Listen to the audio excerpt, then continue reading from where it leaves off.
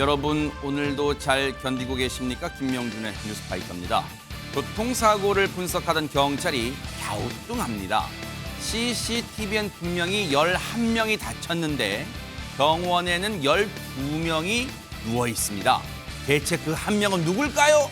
또 어떤 아내가 자기도 모르게 생명보험에 가입돼 있다는 걸 발견했습니다.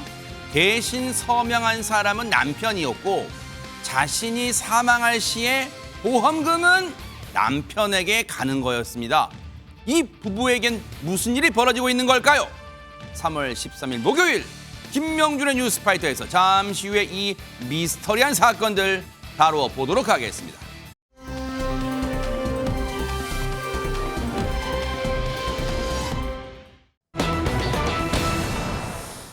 요즘요 연일 온라인상에서는 고 김세론 씨와 함께 배우 김수현 씨 이름이 함께 등장하고 있어요. 왜 그런 걸까요? 김묘성 기자님. 네, 지난달 세상을 떠난 김세론 씨 그리고 배우 김수현 씨 이 둘 사이에는 무슨 일이 있었던 걸까요? 일단 두 사람은 한때 한솥밥을 먹던 사이였습니다. 소속사가 같았습니다. 그런데 모두가 기억하실 만한 한 사건이 발생을 하죠. 지난 2022년입니다. 김세론 씨가 음주운전 사고를 냅니다. 네. 세상을 떠들썩하게 하는데요. 네. 분명히 잘못된 일이었고 무리를 일으켜서 죄송하다며 자숙의 기간을 갖습니다. 사실상 모든 활동이 중단이 됐고요. 네. 소속사와도 재계약이 불발되면서 소속사를 떠나게 됩니다. 그리고 김세론 씨는 지난해 3월 전 소속사로부터 내용 증명 한 장을 받게 됩니다. 내용 증명이요? 내용 증명의 그 자세한 내용을 보면요. 네. 조속한 시일 내에 대여금 약 7억 원 전액을 입금하라. 만약 입금하지 않을 경우 민형사상 법적 조치를 취할 예정이다라는 내용이었습니다. 아니 대관절 무슨 이유로 전 소속사 측에서 안진용 기자님 고 김세론 씨한테 당시 7억을 빨리 갚아라 이렇게 지금 독촉을 하게 된 이유가 뭐예요? 네, 김세론 씨는 그 당시 이제 음주운전 사건으로 인해서 사실상 모든 활동이 중단됐습니다. 네. 근데 그 당시에 이미 찍어놓은 드라마 등 작품들이 있었다는 거죠. 그로 인한 위약금이 발생이 됐는데 이 금액이 약 7억 원 정도 됐던 겁니다. 하지만 그 금액을 김세론 씨가 감당하기 힘든 크기였기 때문에 당시 소속사였던 전 소속사에서 먼저 내줬던 거였죠. 대신 그 조건이 1년 후에 변제를 한다는 내용이었다는 게 내용 증명을 통해서 확인이 되고 있고요. 당시 근데 김세론 씨는 여력이 없었던 거죠. 네. 왜냐면 이 여력이 있었다면은 처음에 이거를 갚아야 됐을 때 이미 본인 돈으로 갚았겠죠. 네. 근데 활동이 없는 상태에서 불과 1년여 만에 7억 원을 다시 벌기는 쉽지 않은 상황이었을 그러겠죠. 겁니다. 이런 내용은 음주 사건 관련 공판에서 확인할 수 있는데 네. 지난 2023년 음주운전 1차 공판입니다. 네. 그때 김세론 씨의 변호인은 피해 배상금 지급으로 경제적 어려움을 겪고 있다. 이런 경제난을 호소한 바 있습니다. 전 소속사가 내준 이 위약금 7억 원 역시 활동이 없었기 때문에 시간 내에 갚기는 어려웠을 것으로 보이고요. 이 내용 증명을 받은 김세론 씨는 김수현 씨에게 이에 대한 어려움을 호소하는 문자를 보냈던 겁니다. 지금 이 내용 증명을 받게 된 김세론 씨가 김수현 씨한테 도와달라는 문자 메시지를 김묘성 기자님 왜 보낸 거예요? 네, 일단 그 7억 원에 대한 이야기를 먼저 좀 자세하게 해봐야 될 것 같습니다. 김세론 씨의 전 소속사 같은 경우에는요. 김수현 씨의 1인 기획사였습니다. 사실상 그렇게 운영이 됐는데 김세론 씨가 합류하게 된 것이죠. 게다가 김세론 씨의 유족 측에 따르면 이 7억 원이라는 돈을 김수현 씨가 개인 돈으로 빌려준 것이다라고 주장을 합니다. 그래서 당장 도움을 구할 사람은 궁극적으로 당사자인 김수현밖에 없었다라는 것이 주장인데 그러면서 김세론 씨가 김수현 씨한테 보낸 문자 메시지도 공개가 됐습니다. 내용 증명을 받은 후에 네. 그의 문자 내용입니다. 오빠 나 세론이다 라고 이야기를 하면서 내용 증명을 받았고 소송을 한다며 라고 다시 한번 반문을 하면서 열심히 복귀 준비하고 차근차근 갚아 나갈게. 안 갚겠다는 소리가 아니고 당장 7억을 달라고 하면 어떻게 할 수가 없다라는 내용입니다. 그러면서 꼭 소송까지 가야만 할까? 나 좀 살려줘. 부탁할게. 시간을 주라라는 간절함이 드러나는 메시지였습니다. 그러네요. 하지만 김수현 씨로부터 이 다음에 어떠한 대답도 들을 수 없었다라는 것이 김세론 씨의 주장이고요. 네. 김세론 씨는 그러자 같은 날입니다. 이 문자를 보낸 같은 날 자신의 SNS에 한 장의 사진을 공개를 하는데요. 김수현 씨와 함께 찍은 사진이었습니다. 사진을 올렸다가 바로 회자가 되면서 빗싹이라고 하죠. 바로 삭제가 됩니다. 아. 이를 두고 일각에서는 아마도 연락을 달라라는 일종의 메시지 아니었냐라는 추측도 있지만 또 반대로는 뭐 폭로다, 돌발 행동이다라고 보였다는 그래서 비난이 이어지기도 했습니다. 어쨌든 간에 이러한 사진 한 장 때문에 이 두 사람은 열애설로까지 불거지게 됐고 이 사진을 기억하시는 분들도 지금도 꽤 됩니다. 네. 앞서 저희가 이제 그 김묘성 기자님 설명 중에 뭔가 그날 김수현 씨한테 이런 문자를 오빠 나 도와줘 내가 차근차근 갚을게 앞으로 작품 활동하면서 갚을게 그 문자 메시지를 보낸 날에 어떤 사진을 올렸다가 이른바 빛의 속도로 지웠던 빗싹을 했다는 그 사진이 뭐냐면 그냥 설명을 한번 드릴게요. 김수현 씨하고 당시 김세론 씨가 볼을 맞댄 사진이었는데 아마 왜냐면 그때 굉장히 인터넷상에 떠들썩해가지고 그 사진을 그때 그 사진 기억하시는 분 계실 거예요. 그럴 겁니다. 아마 그 사진을 아마 기억하시는 분도 계실 텐데 상당히 이제 그냥 사진만으로 보면 다정하게 보이는 사진이에요. 그러다 보니까 여러 얘기들이 있었는데요. 네. 당시에 김세론 씨는 어떤 입장도 내지 않았고요. 네. 여기에 대해서 김수현 씨 소속사 측에서는 열애설은 사실 무근이다라고 얘기를 하면서 네. 왜 이런 사진을 올렸는지 김세론 씨의 의도를 전혀 알 수 없다고 일축을 하기도 했습니다.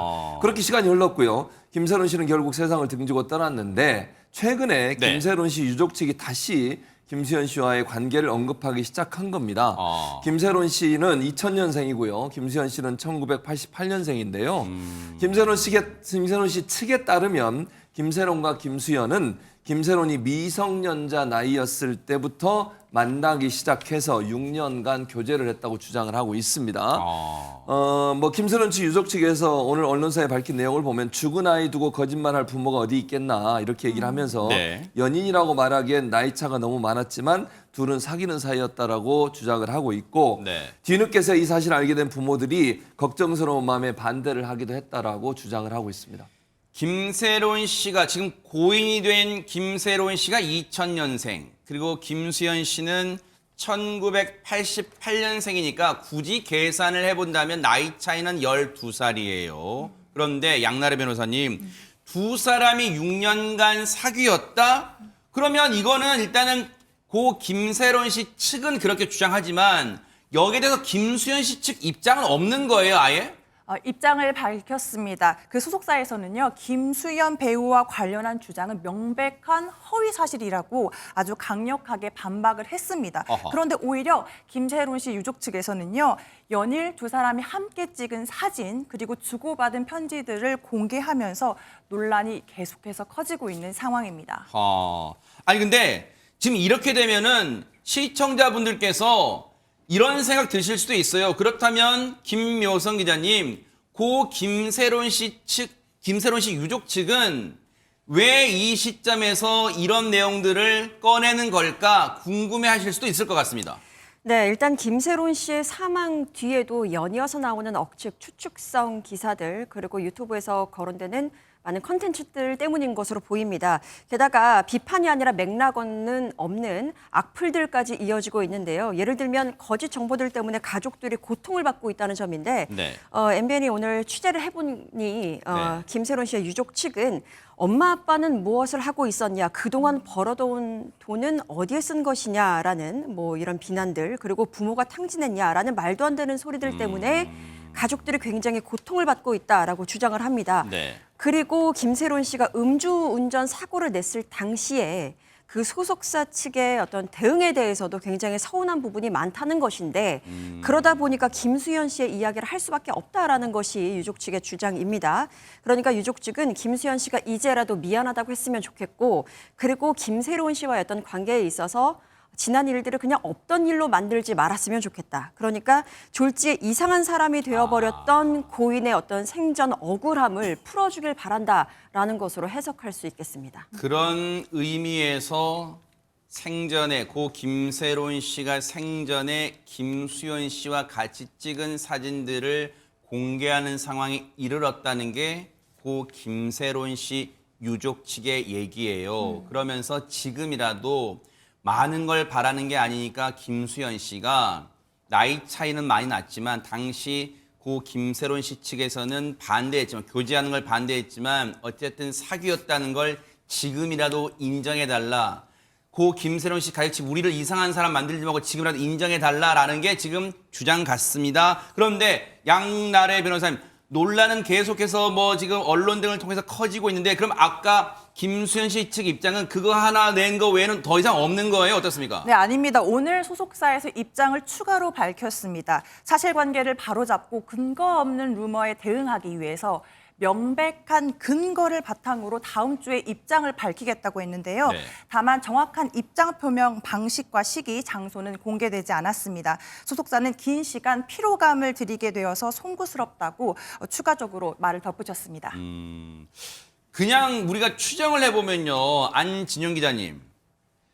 어떤 게 명확한 입장이나 또 사실관계가 있다면 다음 주에, 오늘 목요일이란 말이에요. 다음 주 언제 또 무슨 요일 날 밝히겠다는 말은 하지 않았지만 다음 주에 입장을 밝히겠다. 그러면 뭔가 우리가 미루어 짐작해보면 뭔가 이거를 고 김세론 씨 유족 측이 주장하거나 공개한 내용에 대해서 맞대응, 그 논리를 만들 시간이 필요하다. 뭐 이런 거에 왜 다음 주에 입장을 밝히겠다고 시점을 미룬 걸까요? 통상적으로 사건, 사고가 발생했을 땐 골든타임이라는 게 있죠. 적절한 시기 안에 대응을 해야 된다는 겁니다. 이런 사안도 마찬가지입니다. 일단 그래서 처음 지난 10일 입장이 불거졌을 때는 전면 사실무근이다. 이에 대해서 법적 대응까지 검토하겠다고 했는데 네. 그 후에 추가적인 여러 물증들과 이를 뒷받침하는 이야기들이 나왔다는 거죠.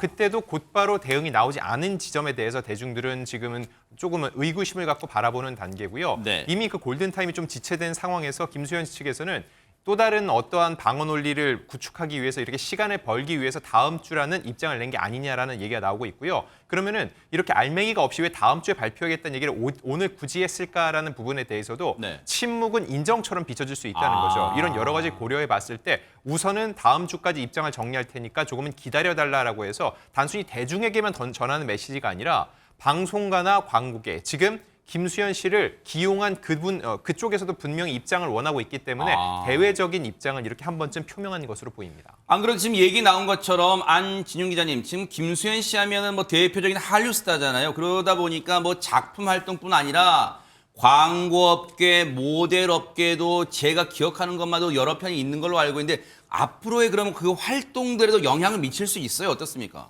일단 광고계는 대중의 반응에 가장 민감하게 반응을 하거든요. 이미 10여 년 전 올라왔던 화장품 광고가 폐쇄되기도 했고요. 지금 보시는 저 마트 같은 경우도 최근에 김수현 씨와 재계약을 맺은 상황이어서 굉장히 난감해하고 있습니다. 심지어 저곳 같은 경우는 최근에 기업 회생 절차를 개시했기 때문에 김수현 씨 이 사태로 인해서 또다시 이미지가 실추되는 것을 우려하는 모습이고요.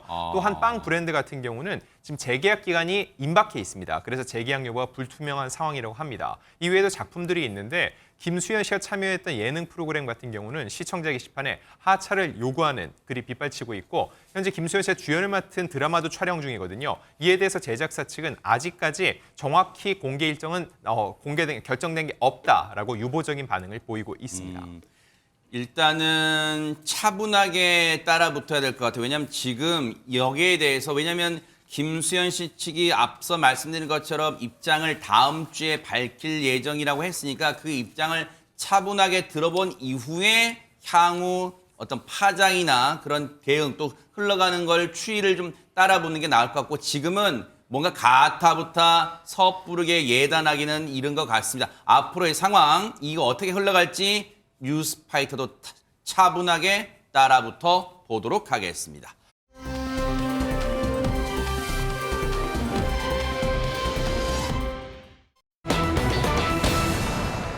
요즘 들어요. 피의자의 신상을 공개하는 사건이 늘었습니다. 그걸 바꿔 말하면 끔찍한 범죄, 강력 범죄에 저지른 인간들이 많다는 거잖아요. 이번 또 누가 공개된 거예요, 김묘성 기자님? 네, 지난 2일 비 오던 밤이었습니다. 충남 서천에서 우산을 쓰고 산책길을 나서던 40대 여성을 아무 이유 없이 흉기로 살해한 다음에 시신을 유기까지 한 그 사건 다들 기억하실 겁니다. 세상에. 밤 9시 30분경에 집을 나섰는데 이 40대 여성 수시간이 지나도 집에 돌아오지 않습니다. 그래서 가족들이 밤 11시 56분경에 실종 신고를 했는데 3시 45분경 공터에서 숨진 채 발견이 됐죠. 바로 이 사람이 범인입니다. 이렇게 신상이 공개됐습니다. 34세 이지현입니다. 네. 사건의 중대함, 범행의 잔혹성, 그리고 유족의 의견 등을 종합적으로 판단해서 경찰은 신상 공개를 결정했습니다. 아마 여러분 기억나실 거예요. 그 밤에 운동 가던 여성을 뒤따라가서 일면식도 없으니 원한 관계는 더더욱 있을 리가 없잖아요. 무참히 살해한 그 악마 같은 인간의 그 신상이 오늘 공개된 거예요. 이지현 34살입니다. 살인 혐의예요. 구속 송치됐어요. 그 모습 보시고 이어가 보도록 하겠습니다. 범행 왜 저지르셨나요? 인생이 너무 안 좋아서요. 모르던 여자였잖아요. 갑자기 왜 살해하신 거예요? 그냥 인생이 너무 꼬여서 그랬었어요. 피해자한테 하실 말씀 없으신가요? 죄송하고 너무 미안하고 안 그랬어야 되는데 너무 인생이 너무 답답하고 뭐 좀 해보려고 했는데 그게 다 막혀버리니까 아무 생각 없었어요. 유족분들도 죄송합니다. 지금 많이 마음이 아파하시는데 하실 말씀 없으신가요? 정말 죄송합니다. 저게 사람이라면 할 수 있는 말이에요. 그저 그냥 마치 녹음기를 틀어놓은 것처럼 아무 감정이 없잖아요. 여러분들도 그렇게 듣지 않으셨어요? 아무 감정이 없고 기자들 재차 물어봐서 정말 죄송합니다. 그냥 이런 투예요. 최명규 원장님 자기 인생에 꼬였다고 사람을 죽여요. 우리가 그 너무너무 인생이 힘들면 스스로 자신의 목숨을 어떻게 해야지 생각할 때가 있잖아요. 그런데 그거를 갖다 스스로한테 하지 못하니까 이제 그 누군가한테 하게 되는 거예요. 그러니까 반대의 경우가 있는 거죠. 내가 누가 되게 원망스러워서 원수를 어떻게 하고 싶은데 못하면 내 목숨으로 분노가 가거든요. 이 사람은 그 반대로 되어버린 거예요. 네. 그게 올바른 과정은 아니지만.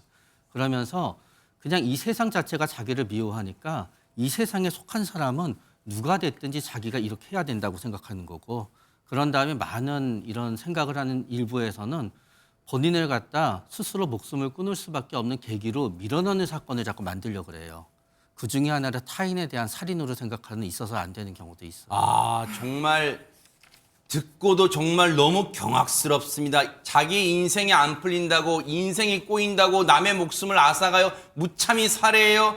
최진봉 교수님, 예. 경찰 오늘 검찰에 송치가 됐습니다만 혹시 보강 수사나 이런 수사 통해서 새롭게 드러난 내용이 있을까요? 일단 이 경찰에 체포된 이 씨 같은 경우에 뻔뻔합니다. 왜 그러냐면 처음에 체포될 때는 뭐라고 얘기했냐면 사기를 당해서 금전적 피해를 입었고 네.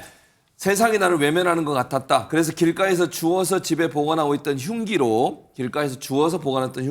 충동적으로 범행을 저질렀다고 진술을 했습니다. 네. 근데요. 살인을 계획하고 있었다는 정황이 다른 조사에 의해서 드러나게 된 거예요. 아하. 경찰이 이 사람의 휴대전화를 포렌식 했는데 그 내용 중에 이런 내용이 있었다. 뭘까요? 세상을 원망하는 글이 있었고요. 네. 그와 함께 사람을 죽이겠다는 취지의 글이 발견됐습니다. 순 거짓말을 하고 있는 것이죠. 세상에 양나래 변호사님 그 와중에도 이른바 시쳇말로 잔머리를 굴린 거예요? 형량을 좀 적게 받아보라고 지금 우발적 범행을 주장했던 거예요? 네, 맞습니다. 재판부에서 형을 산정할 때요, 여러 가지 양형 사유를 두고 감형을 한다든지 이제 형을 가산한다든지 하고 있는데요. 계획적으로 살인한 경우에는 형이 더 가중될 수 있기 때문에 이를 감경하고자 나는 계획하지 않았고 충동적으로 한 것이다 이렇게 주장하고 있는 것으로 보입니다. 유족들은요, 이 씨가 정신질환을 주장하면서 감형을 받으려는 것은 말도 안 된다고 하면서요, 이를 바로잡아서 최대한 형량을 무겁게 해달라고 의견을 밝혔습니다. 저 인간 보세요. 이른바 머그샷이에요. 정면과 좌우 돌아서서 찍은 사진인데 정면을 본 그 얼굴 표정 보세요.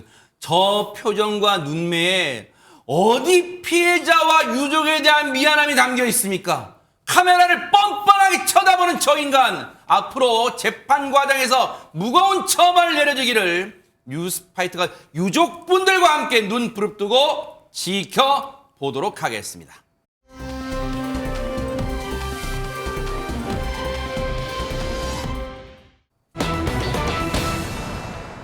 어머나, 이거 뭔가 글자가 잘못된 거 아니에요? 보통 김묘성 기자님, 용의자가 수상하다는 표현을 쓰지 피해자가 수상할 일은 없잖아요. 오타 아니고요. 잘 쓰여진 것 맞습니다. 그러니까 용의자가 아니라 피해자가 수상한 것 맞습니다. 뭐라? 먼저 어떤 사건이 있었기에 이렇게 저희가 자막을 썼는지 네. 한번 보여드리도록 아, 하겠습니다. 네네. 지난해 12월입니다. 목동 깨비시장 안에 있는 정육점 내부의 CCTV입니다. 네. 시민들이 평화롭게 장을 보고 있는데요. 근데 이때 보세요. 그런데 갑자기 어머. 쾅 하는 소리와 함께 어. 검은색 차량 한 대가 시장 내부로 돌진합니다. 오, 세상에. 순식간에 벌어진 사고에 일대는 그야말로 아수라장이 되고 맙니다.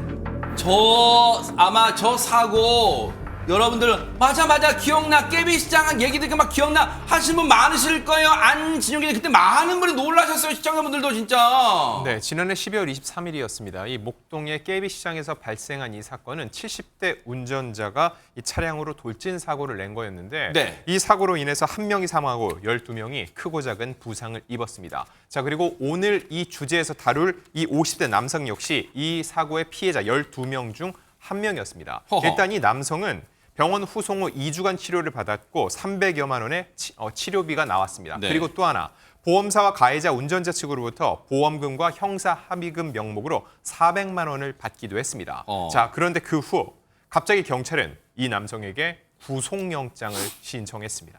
아니 치료를 받은 게 죄는 아닌데 왜 치료받았다고 또 보험금 받았다고 갑자기 경찰에 구속영장을 신청해요. 양나래 변호사님. 네, 당시 사고를 이제 조사하던 경찰이 응급 이송된 피해자들로부터 진단서와 진술을 확보하고 있었습니다. 네. 그런데 이 남성의 진술이 조금 의심스러운 정황이 있었습니다. 네? 그래서 CCTV를 확인하게 된 건데요.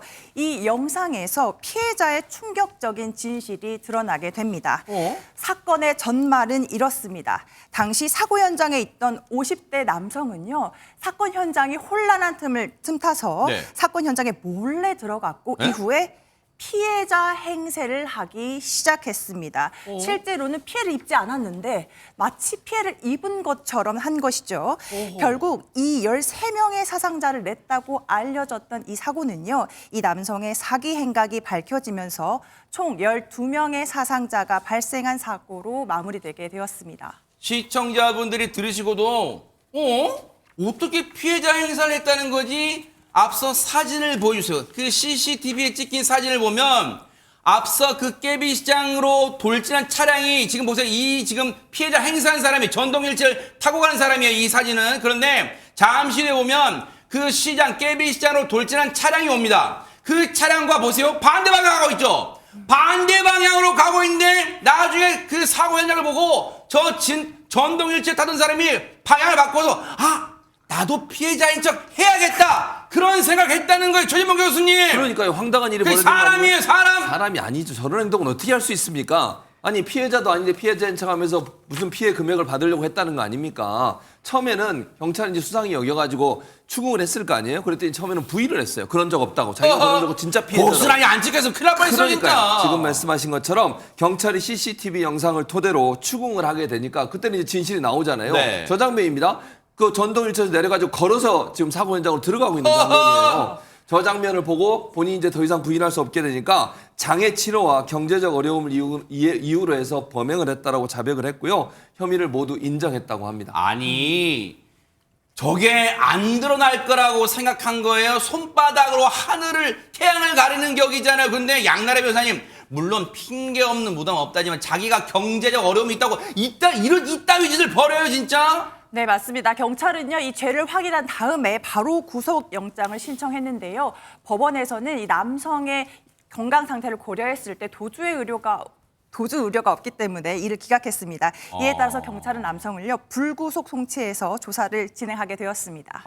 일단은 죄는 믿지만 죄질은 나쁘지만 도주 우려가 없기 때문에 굳이 구속보다는 불구속 상태로도 수사를 이어가고 검찰에 송치해서 재판받게 해라라는 법원의 명령 같은데 최명규 원장님 세상에 충격적인 게요.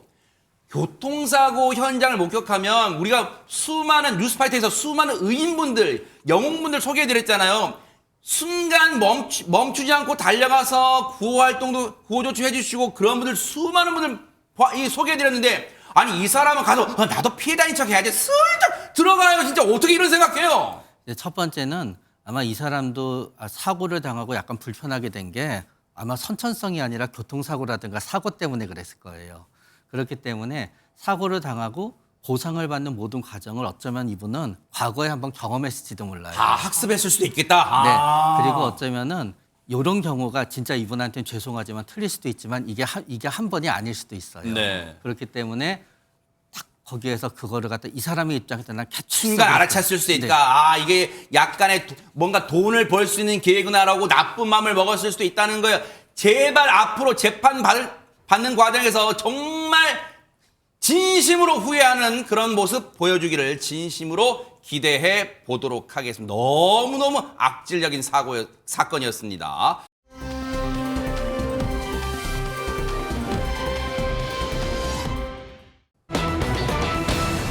자, 분위 바꿔볼게요.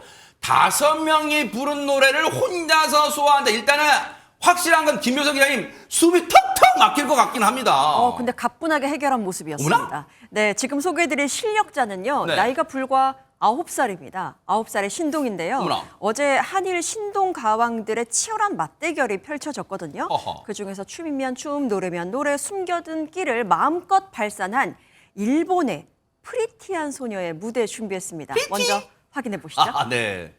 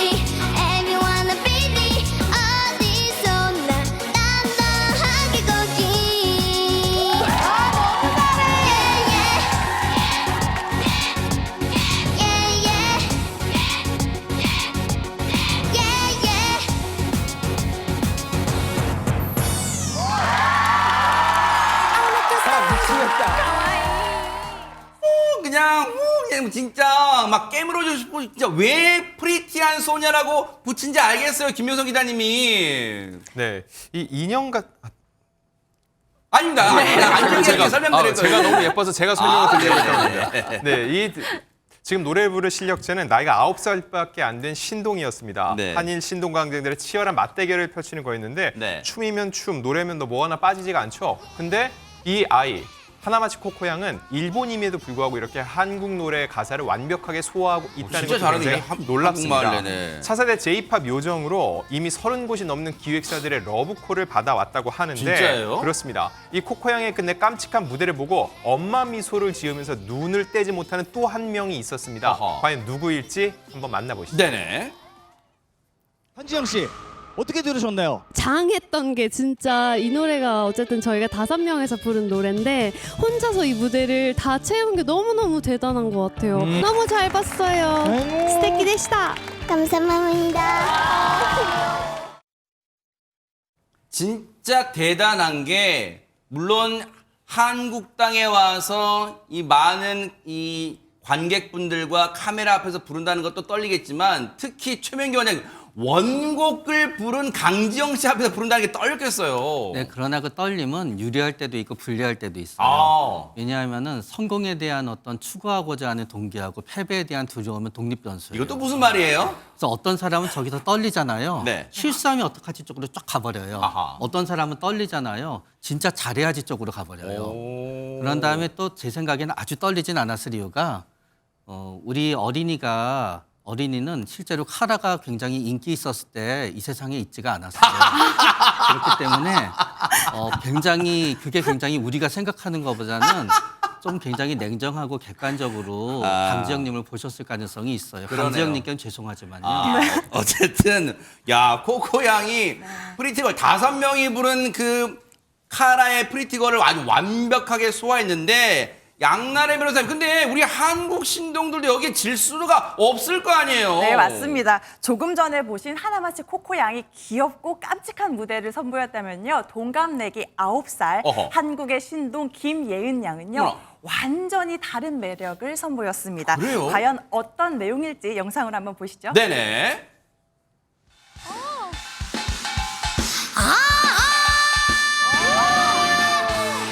간밤에 울던 제비 날이 비가 찾아보니 저막 끝엔 빈둥치마니 샤라싸 내 꿈마저 떠가라 둘이 동시 떠가라 아우메 막내님에게로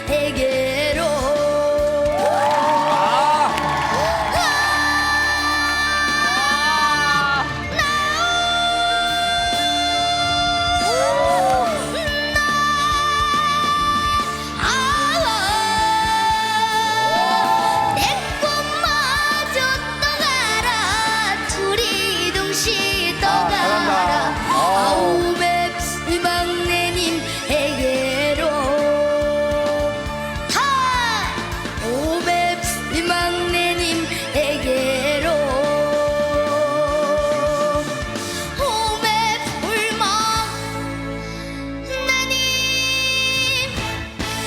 막내님에게로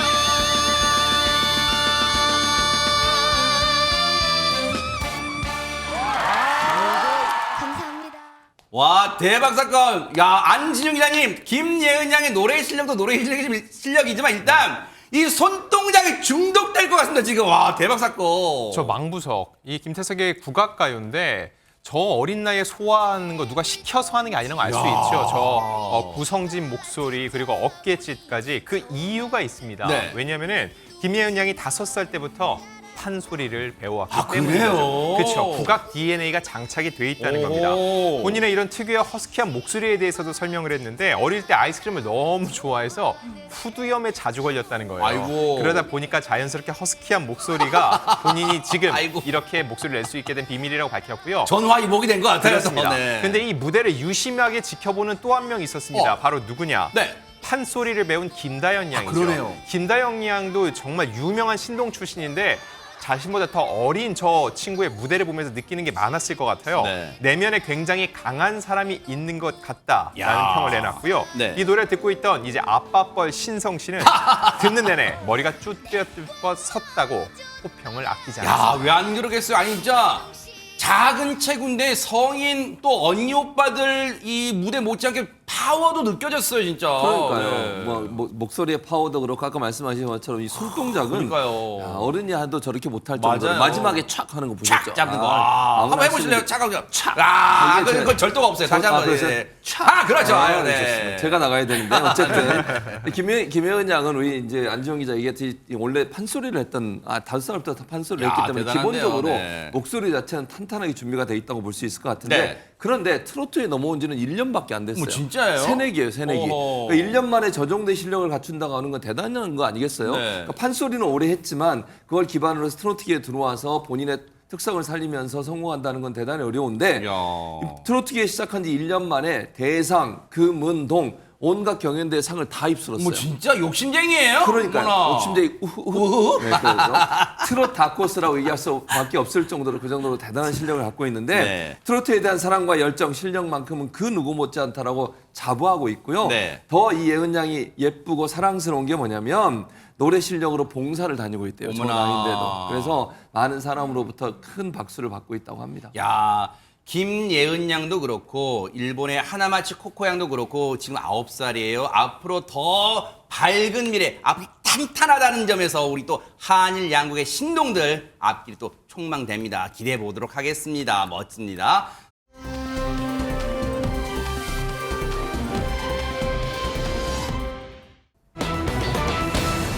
우리 바꿔볼게요. 아내 앞으로 사망보험이 몰래 가입됐다. 김묘성 기자님, 뭔가 제목에서 오싹함이 느껴집니다, 지금. 네, 그렇습니다. 결혼한 지 20년이 넘은 50대 중반의 아내분이 우리 옆에 계신 양나래 변호사님께 사연을 하나 보냈습니다. 그 앞부분을 먼저 저희가 소개해드리려고 어허. 하는데요. 남편분하고 사이가 좋지 않아서 별거를 하고 있었답니다. 다만 좀 자녀들이 결혼할 때까지만 좀 참자, 이혼을 꾹 참고 있었다고 합니다. 네. 그러다가 요즘에 좀 보험료가 너무 많이 나가는 것 같아서 뭐 중복된 보험은 없는지 조금 줄일 부분은 없는지 보험 가입 자가 진단 테스트를 한번 해봤대요. 네. 그랬더니 가입하지도 않았던 사망보험에 2건이나 가입된 것을 확인을 합니다. 어머나. 그래서 회사를 통해서 다시 한번 확인을 해봤더니요. 네. 그 보험 가입을 담당한 보험 설계사가 별거 중인 남편인 것으로 확인이 됐습니다. 어머나. 일단은 너무너무 일단은 이 사연 선물처럼 우리 양날의 변호사님 또 어떻게 또 출연하신 줄 알고 또 이게 선물처럼 직접 갖고 오신 이 사연입니다. 그런데 이 사연 내용 전반부 도입부만 듣고 봤는데도 지금 소름이 쫙 끼쳐요 지금. 그렇죠. 자기가 모르는 사이에 자기에게 사망 보험이 들어있다. 이거 2건이나 소름 그것도 그러니까요. 소름이 세상에. 쫙 끼칠 수밖에 네. 없죠. 그 여성분 입장에서 어떤 생각이 들었냐면 혹시나 이건 혹시나입니다. 나에게 무슨 짓을 하려고 한 게 아닌가 이런 아이고. 이제 생각까지 들게 됐다는 세상에. 거예요. 이거 뭔가 큰 일이 일어나고 싶다는 생각이 들어서 안 그러겠어요, 그럼 진짜. 어떻게 하겠어요? 바로 이제 그 남편에게 전화를 그렇죠. 했죠. 어떻게 된 거냐? 어떻게 됐어요, 자체적으로 진짜? 물었더니 이 남편이 당당하게 이렇게 얘기합니다. 뭐라고 얘기하냐면 내가 실적 채우려면 보험을 몇 개 가입을 더 해야 돼서 네. 당신 이름으로 보험 들고 보험료까지 내줬으면 오히려 좋은 거 아니야? 라고 도리어 얘기를 했다는 거예요. 어머나! 근데 왜 그게 사망보험이냐고요? 어허! 그 많은 보험 중에 네. 너무 황당하잖아요. 하지만 깨름칙한 마음이 가시지 않아서 아내가 사망 시 수익자를 누구로 했는지를 확인해 봤다는 거예요. 네. 근데 그 수익자에게 누가 있냐면 아이들도 없고요. 네. 오로지 남편이 단독으로 수령하게 돼 있던 것을 발견하게 됩니다. 야, 아내가 사망할 경우 지금 여러분 보고 계시죠? 보험료 수익자 누구한테 가 있냐? 남편한테 오롯이 가게 돼 있다는 거예요. 대박 사건. 그렇다면 이 아내분의 최종 고민은 뭘까요? 안진용 기자님. 이 아내의 생각은 남편이 아무래도 불순한 의도를 갖고 이 사망보험을 든 것 같은데 이게 이혼 소송의 사유가 될 수 있을지 궁금한 게 첫 번째고요. 두 번째는 이 불순한 의도가 있어 보인다고 말씀드렸죠. 즉 이걸 기반으로 경찰에 신고할 수 있을지 여부를 묻고 있습니다. 네. 마지막 궁금증은 이 보험을 내가 해지할 수 있는지 그리고 납입했던 보험금을 전액 돌려받을 수 있는 것인지도 궁금한 겁니다. 아니 진짜 왜 안 그러겠어요? 진짜 아내분은 지금 펄쩍 뛸 일이라 지금 미치고 시참말로 미치고 펄쩍 뛸 일이란 말이에요. 근데 이 사연, 이 아내분의 사연이 양날의 변호사님께 지금 도착했다는 거예요. 그러면 양날의 변호사님께 한번 답을 들어볼게요. 남편이 사망보험을 몰래 가입한 사실만으로 혹시 이혼 사유가 될 수 있을까요? 어떻습니까? 네, 일단은 사망보험을 나 몰래 가입했다는 이 단독 사유만으로는 유책 사유로 보기는 어려울 것 같습니다. 그래요? 네, 왜냐하면 우리가 사실 처음에 섬뜩하게 여겼던 것은 사망보험을 나 몰래 가입했다는 게 혹시 나한테 어떤 위해를 가하고 보험금을 수령할 목적이 있었던 게 아닐까 우리가 그렇게 생각을 할 수는 있지만 네. 법률적으로 판단해 보았을 때 단지 보험에 몰래 가입했다는 이유만으로 뭔가 살인죄 실행에 착수를 했다고 보기는 또 어렵거든요. 어허. 그렇기 때문에 보험을 몰래 가입했다 이 사유만으로는 이혼 사유로 보기가 어렵고 또 살인죄가 실행했을까 그것도 보기가 어려울 것 같습니다. 다만 이 경우에 생명보험을 가입할 때에는 당사자가 서명하고 동의하는 절차가 필요한데요. 몰래 가입했다면 남편이 자기가 서명을 위조했을 가능성은 매우 높습니다. 그래서 그 경우에는 사문서 위조죄는 성립할 것으로 보입니다. 아, 일단 어쨌든 남편의 이 행동은 분명 잘못된 행동이라는 거예요. 그러면 이 아내의 최종 고민 두 번째 중에 양날의 변호사님 보세요. 남편이 자기 마음대로 지금 계약한 거잖아요. 그리고 진짜 이건 죄송하지만 아내가 사망할 경우 보험금을 전액 오롯이 남편이 받게 수익자를 해놨다는 거 아니에요? 그러면 이 보험을 혹시 지금이라도 해지를 하게 되면 이 아내분이 혹시 엉뚱하게 손해를 보게 될까요? 어떻습니까?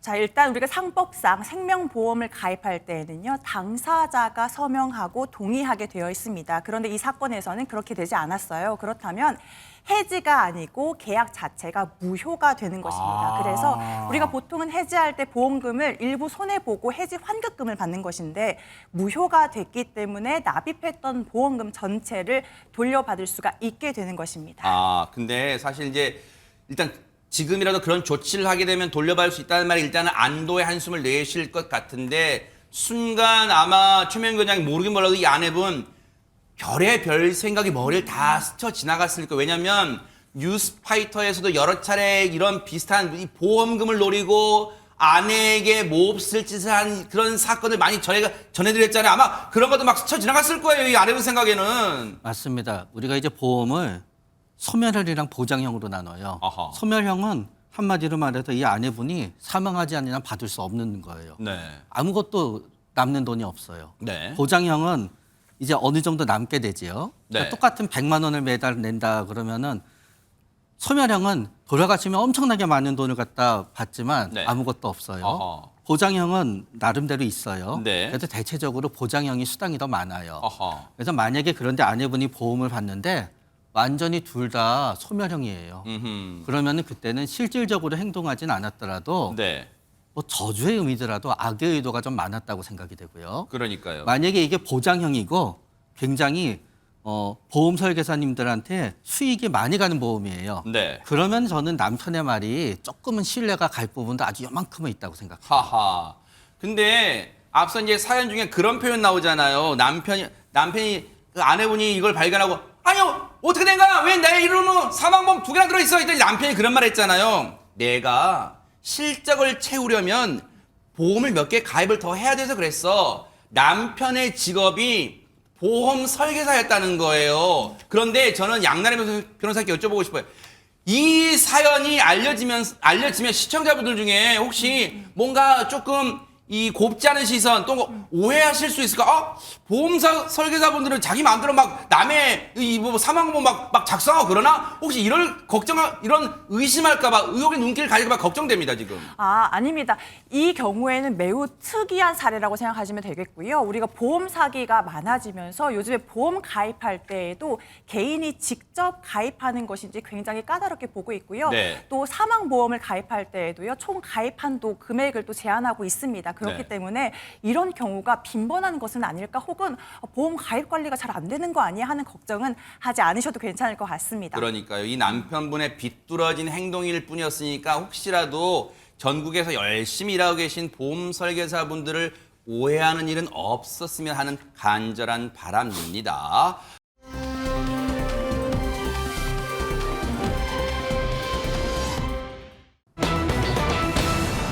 어머나.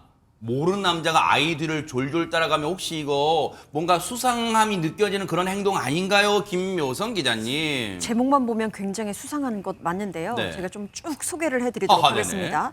전국에 비와 눈이 내렸던 지난 2일 저녁입니다. 서울 강서구에서 있었던 일인데요. 네. 아이에게서 오랫동안 눈을 떼지 못하더니 급기야 따라가기까지 한 낯선 사람이 있었습니다.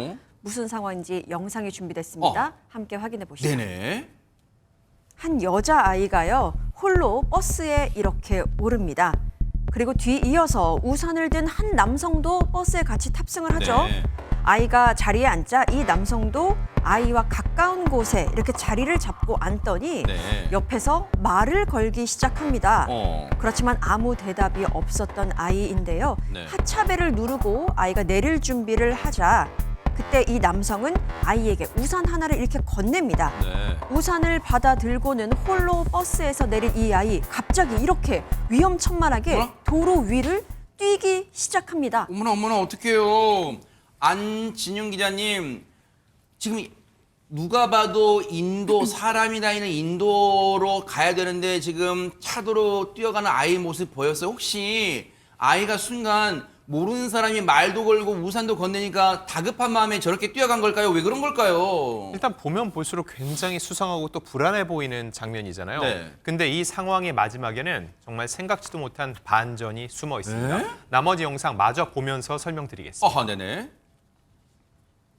아까 보셨던 그 남자도 버스에서 황급히 내립니다. 네. 그리고는 곧바로 아이에게 뛰어갑니다. 어? 이후 두 사람은 함께 편의점으로 들어오는데요. 이 남성은 안절부절 못하면서 어디론가 지금 전화를 거는 모습 그러네요. 확인할 수 있죠. 네네네. 자, 잠시 후입니다. 경찰들까지 편의점으로 왔는데 알고 보니 실종 신고가 돼 있던 아이였습니다. 어머나. 이 소식을 듣고 지금 한달음에 달아온 저 사람, 아이의 부모입니다. 어머나. 집으로 돌아가던 이 아이, 갑자기 저렇게 뒤를 돌아보더니 경찰관을 꼭 안아주기도 합니다. 어머나 세상에 마지막에 아유 세상에 내내 아마 시청자분들도 그러셨을 거예요. 영상 보는 내내 마음을 졸이면서 왜 걱정 같은 게 많았잖아요. 마음을 졸이셨을 텐데 세상에 마지막에 그냥 뭉클함에 제가 눈시울이 막 뜨거워지고 있는데 세상에 양나래 변호사님 근데 경찰 처음에 저 남성분은 저 아이가 실종 신고된 아이라는 걸 어떻게 직감했을까요? 사실 이 남성은요, 퇴근 중인 현직 경찰이었습니다. 어머나. 그리고 실종 사실을 미리 알고 있었던 것도 아닙니다. 어? 이걸 알게 된 것은요, 예리한 눈썰미 그리고 따뜻한 관심 덕분이었습니다. 어머나. 영상을 보시다시피 날씨가 추워서 패딩을 입고 있는 상황이었는데요.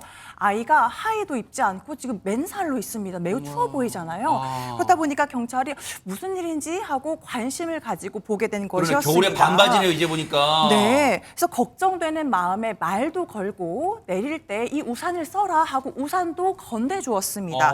그런데 아이가 대답도 잘 하지 않고 내려서 쭉 가고 있었습니다. 그리고 관심 있게 보자 이게 도로로 위험하게 뛰어가고 있는 것을 보게 된 거예요.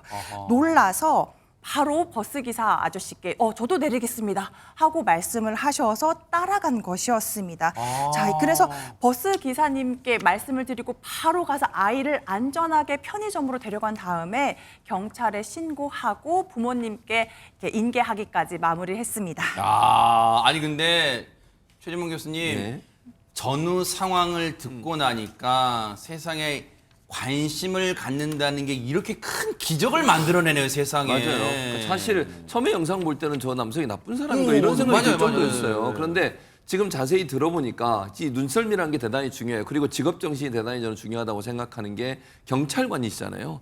경찰관 입장에서는 시민을 보호해야 된다는 그런 의무감이 있기 때문에 세상에. 그냥 하나하나도 그냥 넘어가지 않는 거죠. 일반인 같으면 뭐 그냥 다른 아이겠지 하고 넘어갈 수 있잖아요. 우리가 그냥 일반인이 저 아이가 저렇게 있다고 해서 우리가 관심을 가지고 뭐 우산도 주고 챙겨주고 이러지 않잖아요. 저 같았으면 진짜 그랬을 거야. 아이고 네. 급히 나오느라고 뭐 그냥 그랬겠지. 저게 뭐 두껍게 옷 안 입고 나왔나 보지 뭐 그렇게 네, 했을 거예요, 진짜. 그렇게 할 가능성이 높아요. 맞아요. 그리고 또 관심을 갖다가 괜히 내가 또 뭐 오해를 당하거나 이러지 맞아요. 않을까 하는 네. 우려도 있고요. 근데 경찰관의 직업의식이 정말 빛을 발했는데 세상에. 밖에는 비가 오고 있고 우산도 없이 쌀쌀한 날씨에 저렇게 옷을 입고 있으니까 뭔가 이상하다고 생각을 한 거예요, 이 경찰관이.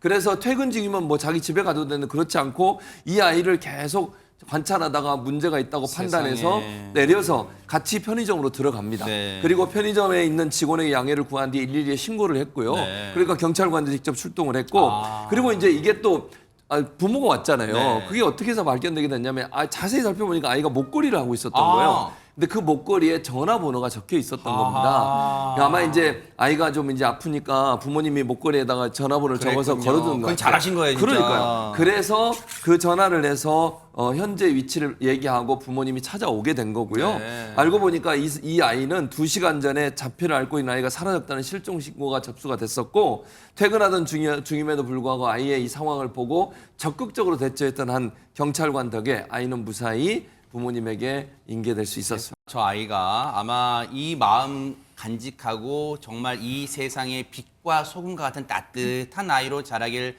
뉴스파이터가 진심으로 응원하고 기대해 볼게요. 그리고 전국에 지금도 비가 오나 눈이 오나 바람이 불어도 정말 묵묵히 자신들의 직무를 수행해내고 계시는 전국의 경찰관 분들께 진심으로 뉴스파이터가 진심으로 감사의 박수 보내드립니다. 여러분들 너무너무 멋지십니다. 감사드립니다.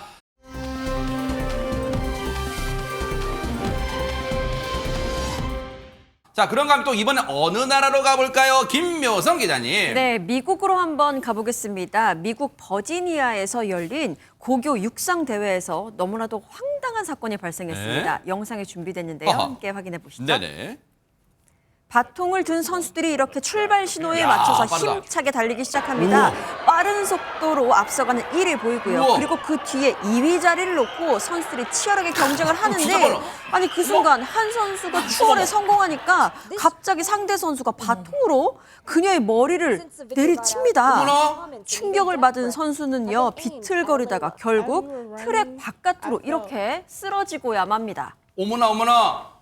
13년 동안 미국에서 생활하신 최진봉 교수님, 미국에서 혹시 추월하면 바통 때려 뭐 그런 거 있어요? 말도 안 되는 일이죠. 말이 됩니까 저게? 절대 일어나서 안 되는 일이에요. 어허, 네. 전 개인의 잘못된 행동이라고 저는 생각을 하고요. 미국에서도 한국처럼 정말 규정을 잘 지키면서 달려야 되는 거예요. 바통으로 어떻게 머리를 야, 때립니까? 어떻게 사람을 가격해요 진짜. 그러니까요. 이제 큰일 아무리 나려고. 자기가 진다고 해도 저렇게 하면 안 되는 것이죠. 800m 계주 경기였거든요. 어머나. 계주 경기이기 때문에 바톤을 이제 앞서 다음 선수에게 전달해야 되잖아요. 네. 근데 바톤을 가지고 이위자를 넣고 싸우다가 머리를 그냥 때린 저 거예요. 지금 큰일 날 보시는 일이에요. 것처럼. 심판진은 즉각 상대 선수의 소속팀을 실격 처리를 했고요. 네. 피해 선수는 뇌진탕과 두개골 골절이 의심돼서 병원 치료를 받았다고 합니다. 네. 영상이 퍼지면서 스포츠 정신이 훼손됐다는 비난이 쏟아졌고요.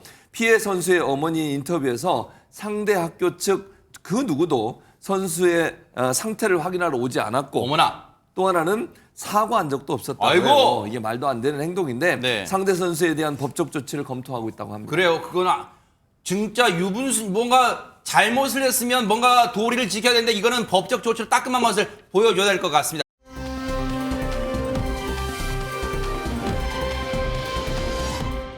그런가 하면 지금 중국 찍고 미국 찍고 이번 어디로 가볼까요? 안진영 기자님. 독일입니다. 오호. 자, 이번에 가보면은 인형보다 더 인형 같은 존재가 있다고 하는데 과연 어떤 존재이길래 더 인형 같다고 하는지 영상으로 만나보시죠. 어허, 그래요, 네.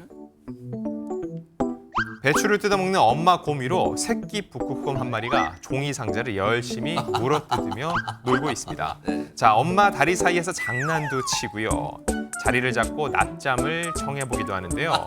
자, 이 아기곰, 엄마랑 뽀뽀도 하는 귀여운 아기곰의 이름은 바로 미카입니다. 미카.